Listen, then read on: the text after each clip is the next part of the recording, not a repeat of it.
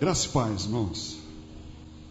O estudo que nós vamos ensinar hoje a respeito de relacionamentos positivos, tem como base esse estudo de perdão que o Senhor nos ensina. Como base para a gente poder estudar, eu quero pedir que você abra em Efésios capítulo 4, 32. Vamos ler? Diz assim: sejam bondosos e compassivos uns para com os outros, perdoando-se mutuamente, assim como Deus perdoou vocês em Cristo. Amém? Curve a fronte, feche os olhos, vamos orar ao Pai. Pai, oramos a Ti. Nessa noite, nós pedimos a Tua infinita graça, Senhor.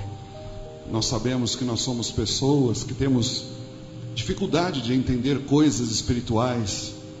Nós temos dificuldade, Senhor, de muitas vezes nos vergar a verdade bíblica, Pai. Nós te pedimos que não seja assim nessa noite, mas que nós possamos estar como terra boa, nós possamos estar como servos atentos, nós possamos estar como pessoas que têm um espírito voluntário, um coração obediente, a ouvir a Tua voz, Senhor, e seguir por ela, porque com certeza quem assim faz, entra pelos caminhos da vida, envereda pelos caminhos da vida. É assim que nós cremos. Para a glória do Teu nome nós oramos, em nome de Jesus, amém e amém. Quando a gente olha na Bíblia Sagrada, a gente percebe que existe um personagem bíblico que ele foi uma pessoa que teve uma experiência muito difícil na vida, e ele acabou passando por um processo de perdão, porque na verdade a sua vida foi marcada pelo ódio que ele sofreu dos seus irmãos, não é? A ofensa que ele recebeu, a violência que ele teve em função de ser quem ele era, que era a pessoa de José. José foi uma pessoa que a história dele mostra que ele podia ser tudo para ser uma pessoa muito ressentida, uma pessoa vingativa, aproveitar a oportunidade para poder chegar e se vingar de seus irmãos, não é?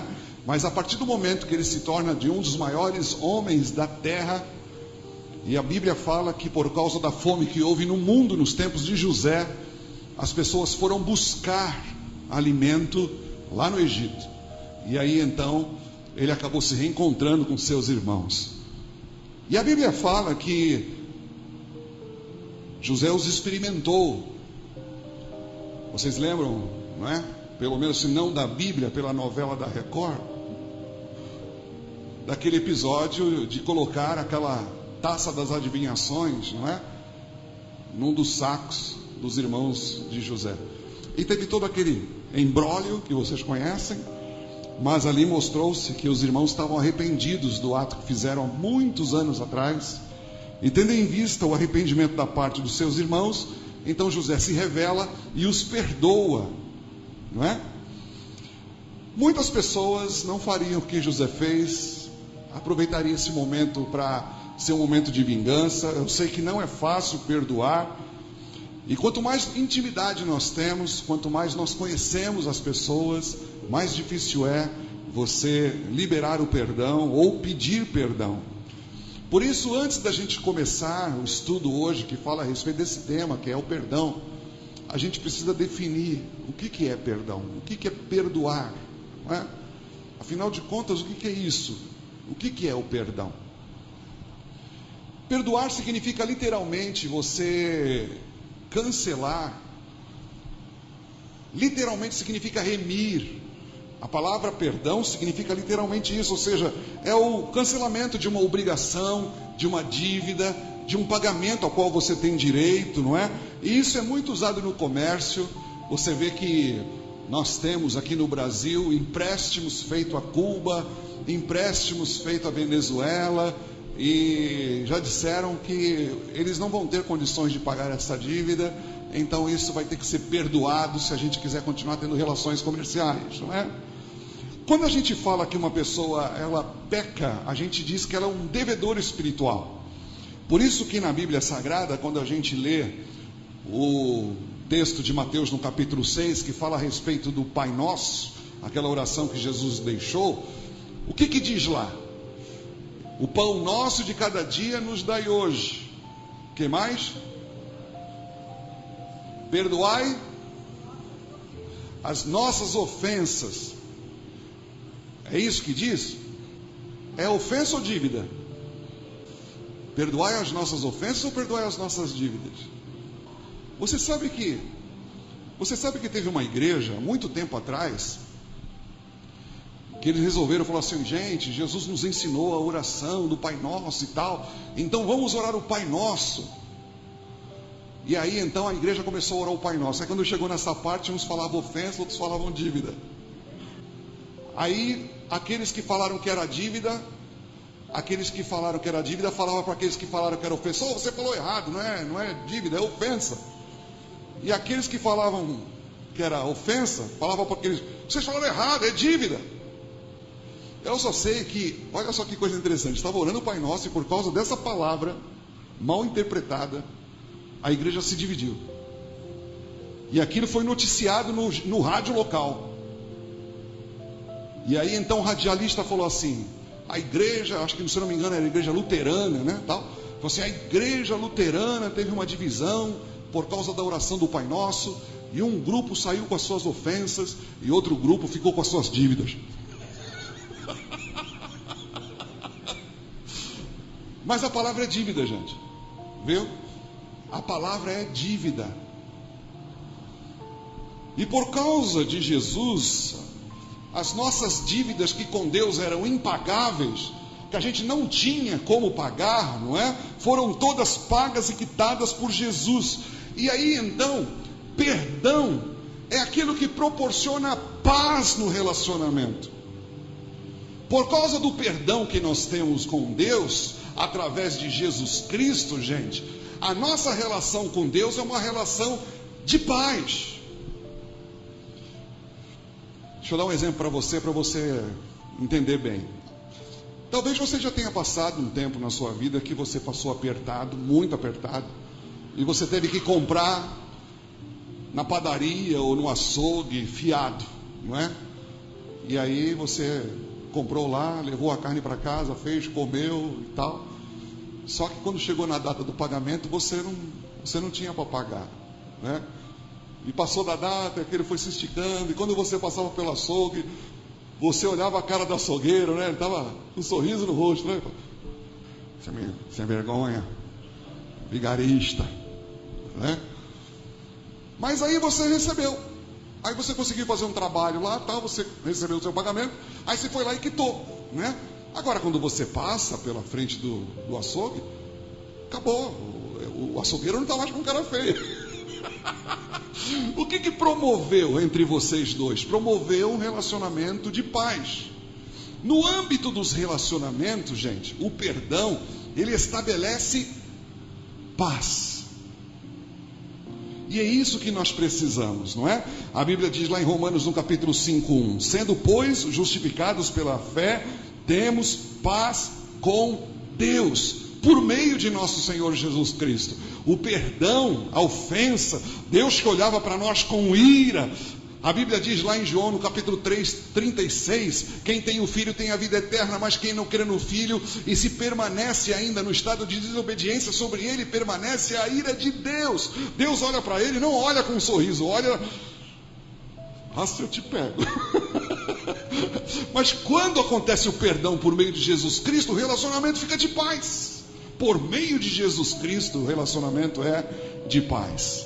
Por isso, o perdão é um ato em que o ofendido, ele livra o ofensor da dívida, da culpa, daquilo que ele tem como obrigação de pagamento. E isso, em relação a Deus, a nossa dívida era impagável, não tinha como nós pagarmos. Tudo o que fizéssemos não poderia pagar sequer a nossa própria alma. No livro de Salmos diz assim: se alguém quiser remir a seu irmão, ele não vai conseguir, porque o valor de uma alma é caríssima, diz o texto de Salmos. Seus recursos se esgotariam antes. Nós não teríamos condição de pagar uma única alma, nem mesmo a nossa. Mas Jesus foi lá e pagou essa dívida. Isso estabeleceu um relacionamento de paz. Agora, preste atenção em algumas coisas que a gente vai entrar aqui naquilo que é o politicamente incorreto. É aquilo que a gente geralmente não aprende por aí. Geralmente nós aprendemos exatamente o contrário, não é? Deixa eu perguntar para você uma coisa. O perdão de Deus, ele é incondicional, gente? O perdão de Deus é incondicional?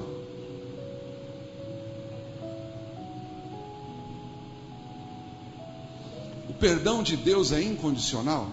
Deus nos ama com amor incondicional? E o perdão é incondicional? O amor é incondicional. O perdão não.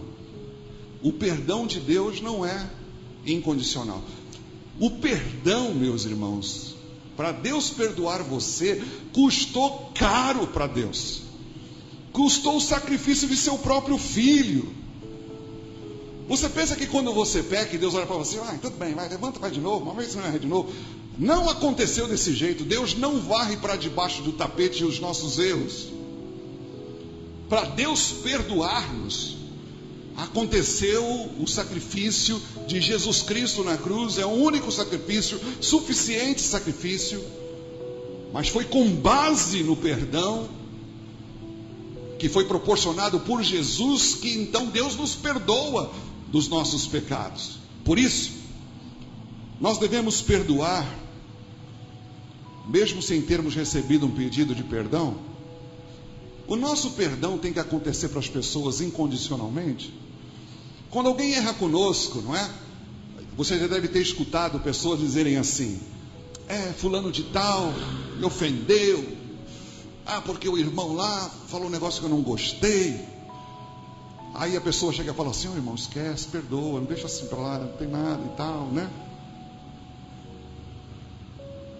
O perdão tem que acontecer incondicionalmente para nós, gente? Nós devemos liberar perdão incondicionalmente? Como é que é o perdão de Deus? Ele é condicional? Ele é condicional? É condicional, não é? O amor é incondicional, o perdão é condicional. O perdão é condicional ao quê? Ao sacrifício de Cristo. E todas as vezes que eu peco, eu tenho que chegar e pedir para Jesus me perdoar, para Deus me perdoar por causa de Cristo. Se é assim, meus irmãos, se Deus perdoa a pessoa somente com base no sacrifício de Cristo, e se Deus, Ele não perdoa aquele que não se arrepende, por que nós deveremos perdoar aquele que não se arrependeu? Aquele que não reconhece o seu pecado? Nós devemos perdoar? Não. E é interessante que Jesus, ele veio pregando o arrependimento, e mesmo depois de a pessoa se arrepender, se ela pecar, ela precisa se arrepender novamente em função do pecado que cometeu. Lá em João, no capítulo 1, versículo 9, 1 João 1, 9, diz assim: se confessarmos os nossos pecados, Ele é fiel e justo para perdoar os nossos pecados e nos purificar de toda injustiça. Mas e se não pedirmos perdão dos nossos pecados, como é que fica? Não, é automático a coisa?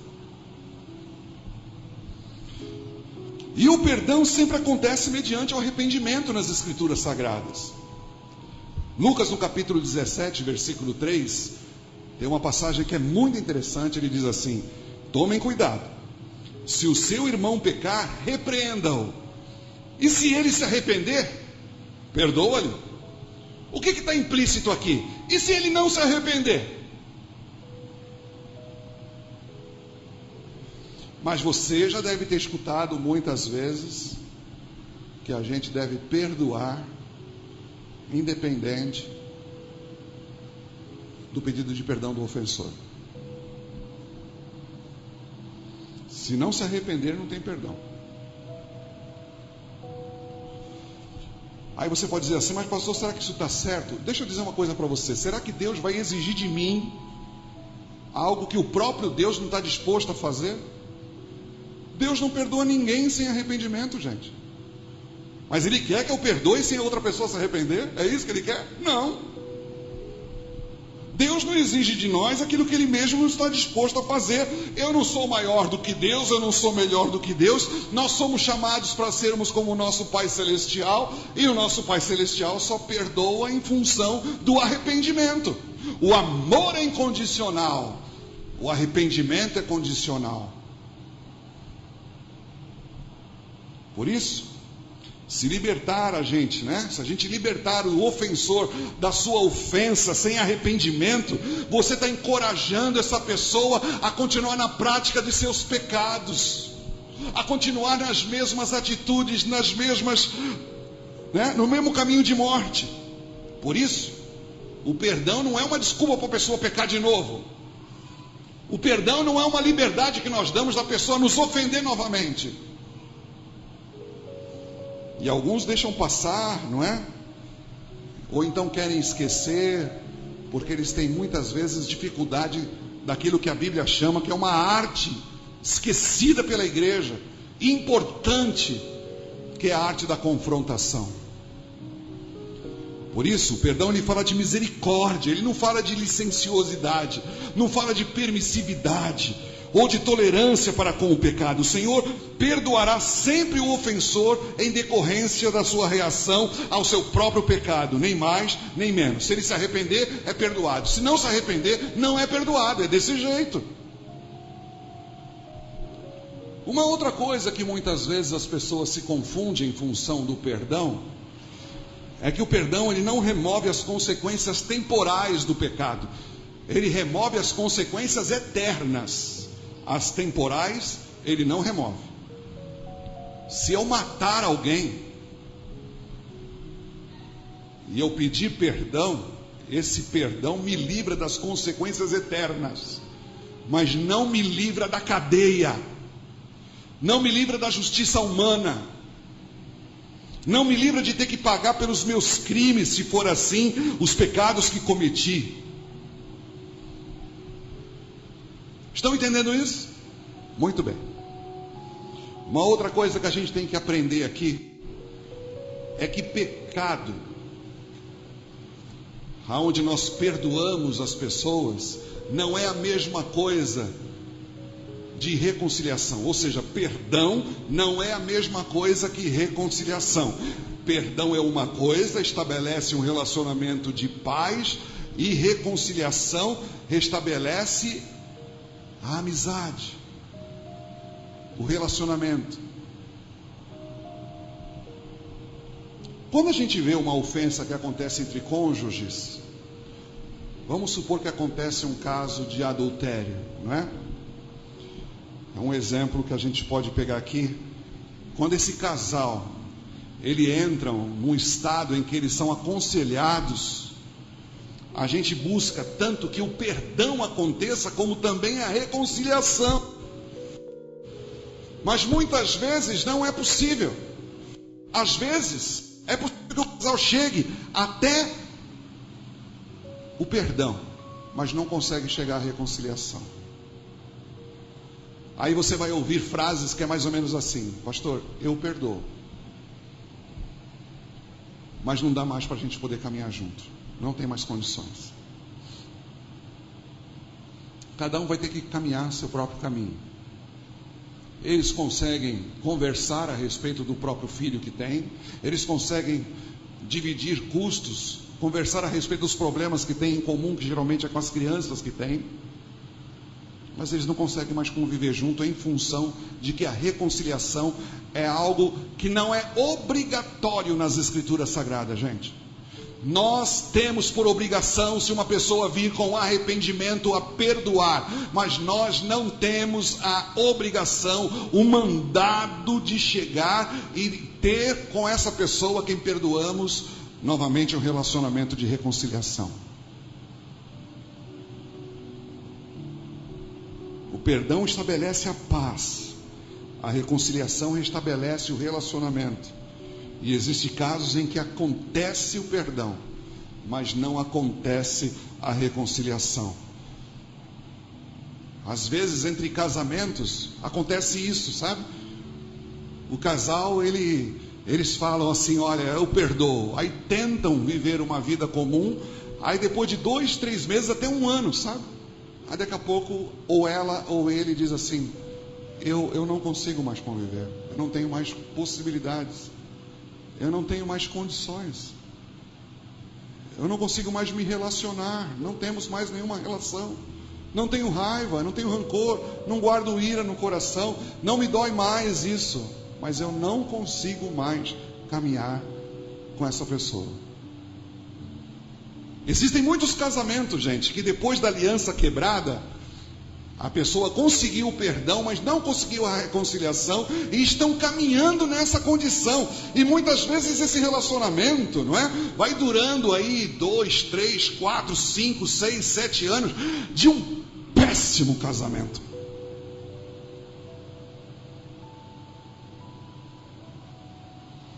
Porque a única coisa que tem é perdão. Não existe reconciliação. Perdão é mandamento. Reconciliação é opcional. Reconciliamento é fruto da sabedoria, gente. É fruto da observação. Se esse relacionamento, ele vai ser saudável para mim, ele vai ser saudável para a minha vida espiritual, ele vai ser saudável para o meu futuro. Pode ser que eu enxergue que lá na frente isso não vai frutificar, vai morrer aos poucos, sabe, é um sofrimento isso. Por isso a gente tem que pensar muito bem nisso, porque relacionamento você escolhe, e existe pessoas que você quer viver em paz com ela, mas você não quer mais relacionamento íntimo com essas pessoas. Você não quer mais abrir seu coração, não quer mais abrir sua casa, você não quer mais abrir seus segredos. E existem muitas pessoas na igreja que têm um relacionamento de paz, mas não têm intimidade. Aqui mesmo na igreja, existem muitas pessoas na igreja em quem eu ou você não tem um relacionamento íntimo com todo mundo, mas você tem um relacionamento de paz, é um relacionamento de respeito, é um relacionamento de abraço, não é? Você é capaz de abraçar, de cumprimentar, dar parabéns, você quer o melhor para a pessoa, você quer que ela prospere, mas por N motivos você pode não ter um relacionamento íntimo, nem porque a pessoa é má, é por falta de tempo, é por falta da geografia, que moram longe, coisa desse tipo. Uma série de coisas contribui para você não ter intimidade. Mas você pode ter um relacionamento de paz. O grande problema nas igrejas hoje é que as pessoas, elas não conseguem nem mesmo ter um relacionamento de paz mais, nem de respeito. Eles brigam, um irmão com o outro, eles pedem perdão, mas vão embora. Vai para outro lugar. Mas por que você foi para outro lugar? Não, não aguento ver aquele irmão. Poxa vida. Então não está no relacionamento de paz, poxa. A paz não aconteceu. Está com problema. Perdão é obrigação cristã, reconciliação é opcional. Você escolhe quem entra na sua vida, você escolhe quem entra na sua amizade, você escolhe com quem você abre o seu coração. É desse jeito. Por isso, a única relação que a gente tem que fazer força para a gente poder manter até a morte é o casamento. Faça força para salvar o relacionamento, que vá além da paz. Vá também até o relacionamento em que a reconciliação acontece, não é? Mas todas as outras coisas, elas podem expirar antes, todas elas. Tem gente que diz assim, que amigo você não perde nunca, né? Perde sim, você perde amigos. Amigos traem. A Bíblia diz que Jesus, quando Judas foi beijá-lo lá no jardim do Getsêmani, vocês lembram o que foi que Jesus falou para ele? Ele falou assim, a que viestes? Amigo. Jesus era amigo de Judas, mas Judas não era amigo de Jesus. Quebrou o relacionamento. Outra coisa que a gente tem que aprender, gente, que é importante nesse relacionamento que nós temos em igreja, é que comunhão e amizade são coisas diferentes. A gente usa muito essa expressão, uma expressão errada, não é? A gente fala assim, eu tenho uma comunhão com a Silmara, não é? Eu tenho uma comunhão. Com o Cordeiro eu não tenho muita comunhão, mas com a Silmara eu tenho muita comunhão. Vamos dizer assim, né? As pessoas usam essa expressão. Gente,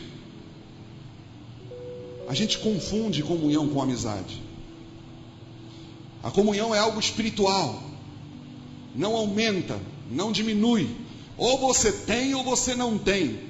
A amizade é diferente, nós confundimos, não é? A amizade cresce, a intimidade cresce ou diminui, a amizade se intensifica ou se quebra, a amizade permanece ou então ela se extingue. A comunhão não. A comunhão ou você tem ou você não tem. Deixa eu fazer uma pergunta para ver se você conseguiu entender isso. A gente pode ter comunhão com alguém que não temos amizade? Podemos ter? Sim. Sim, podemos. Eu não tenho amizade, mas tenho comunhão.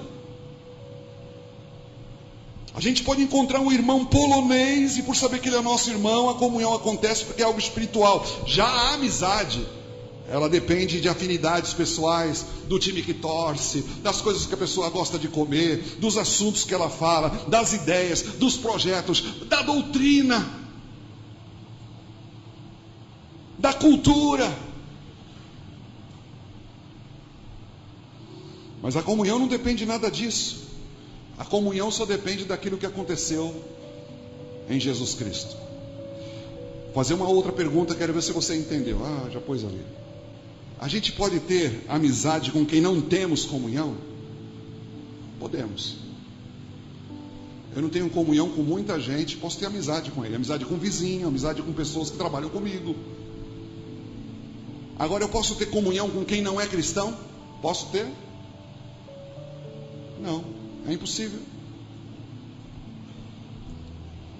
Em função disso, gente, vamos dar uma olhadinha em alguns textos difíceis, que são complicados e que as pessoas muitas vezes usam de forma equivocada. Lucas no capítulo 23, versículo 34, diz lá, Jesus estava na cruz, e o que foi que Jesus disse? Pai, perdoa-lhes, porque eles não sabem o que fazem. Jesus perdoou, ninguém pediu perdão para ele. E aí, como é que fica? A pergunta é: eles foram perdoados? Eles foram perdoados?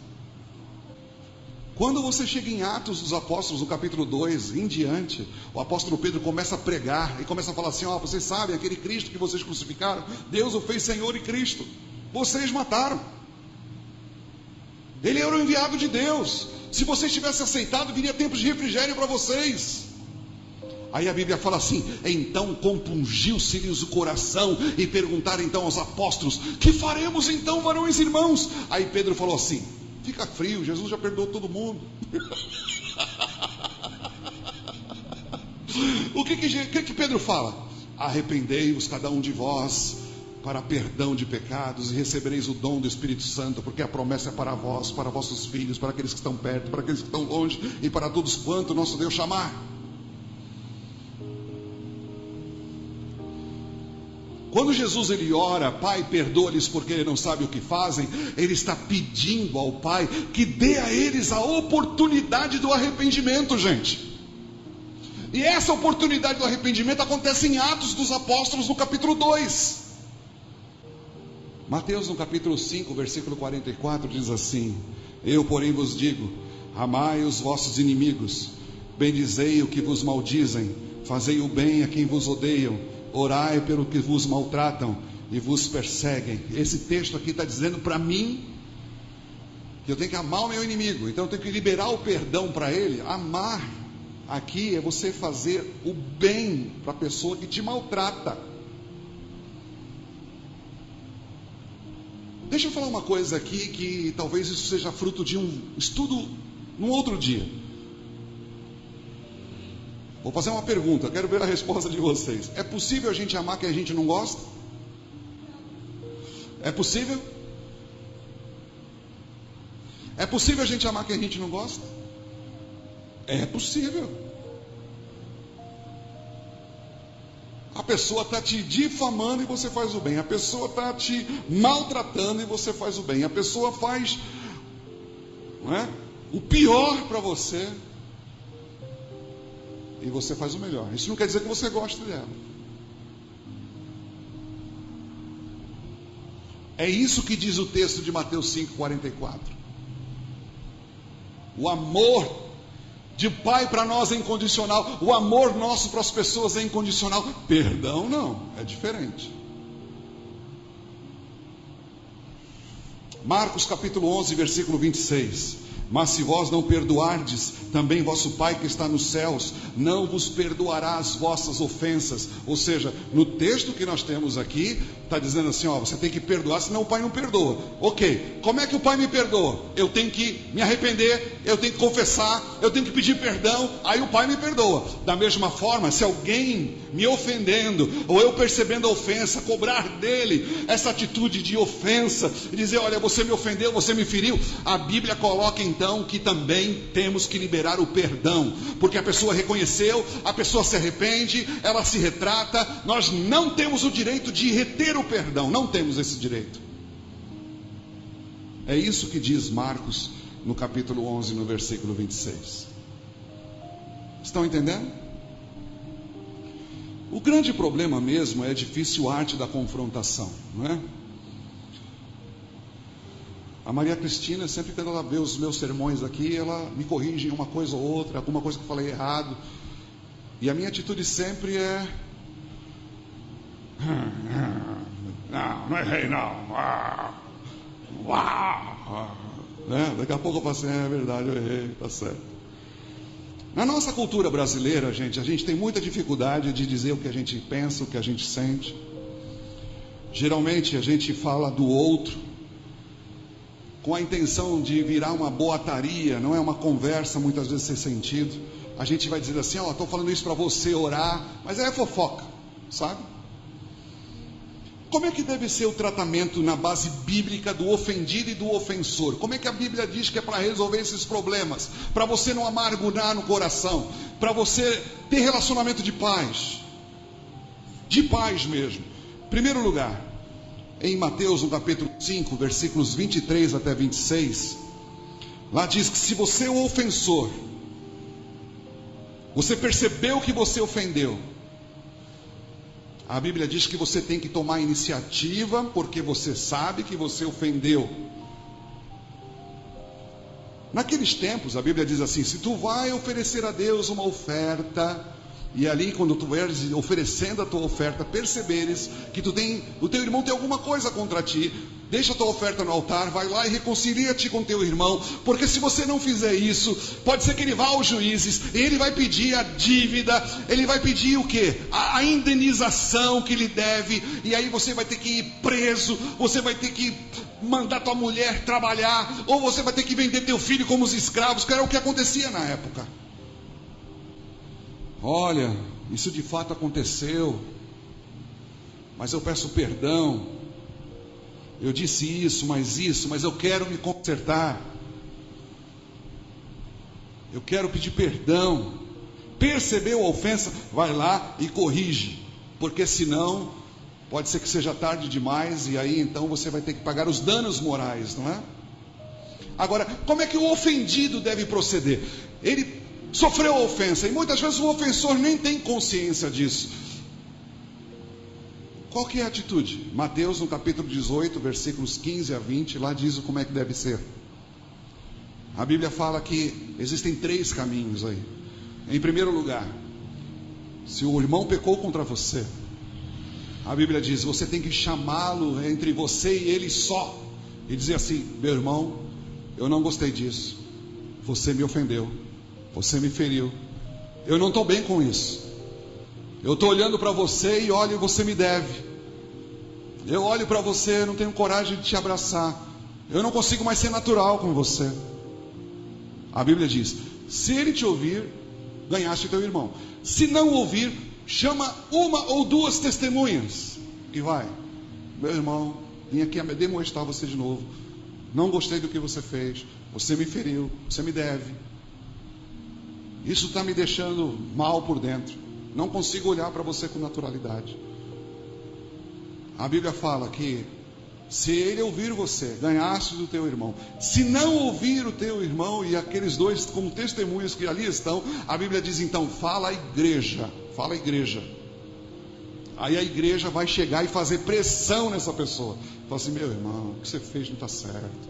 Meu irmão, olha a sua atitude, presta atenção no que você fez. Olha aqui, olha, vê se isso aí é coisa de cristão, não é assim que se age. Você ofendeu o irmão, vai lá, se reconcilia. Não fica desse jeito e tudo mais, né?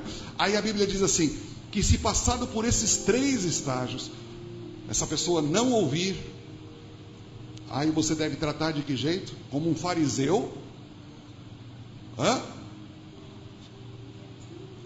Como um gentil ou publicano, não é como um fariseu. Só que a igreja, Edivalter, trata as pessoas como se fosse fariseu.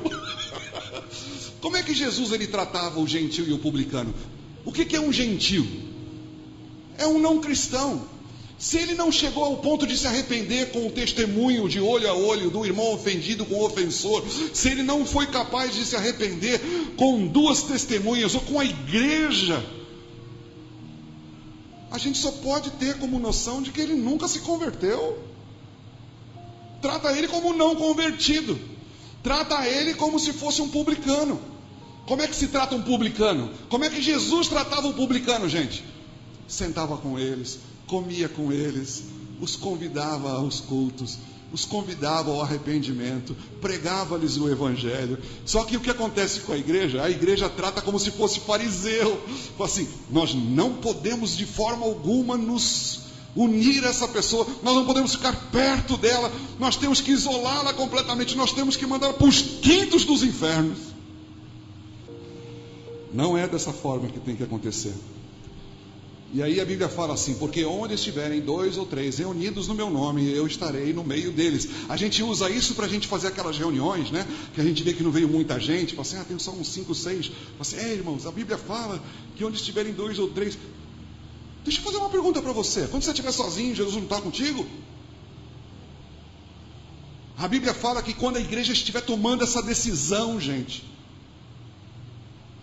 Jesus vai estar supervisionando, vai dando a sua autoridade para essas coisas acontecerem. Eu quando estou sozinho, não é? Jesus está comigo.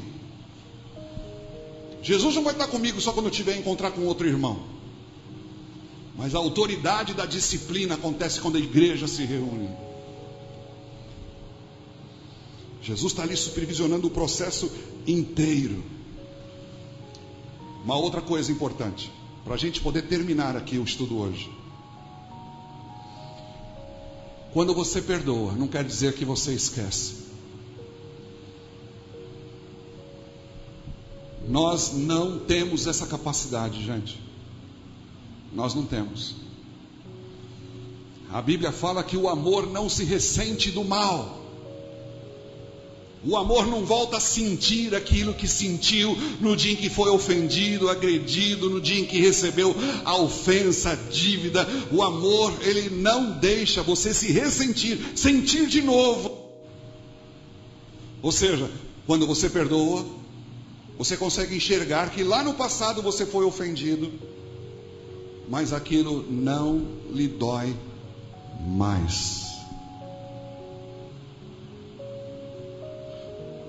Mas quando você fala das ofensas que aconteceram no passado, e de repente você se desmancha em lágrimas, entra no soluço, você está ressentindo essas coisas ainda.